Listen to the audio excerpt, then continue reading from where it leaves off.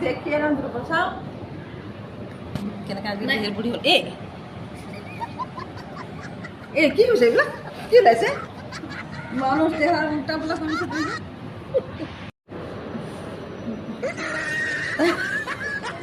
বিয়ারি বিয়া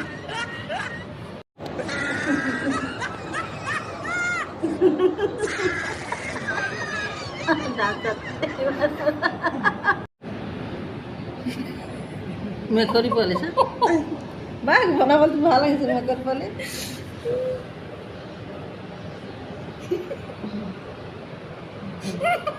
দাদু নিয়ে যাও দাদু দাদু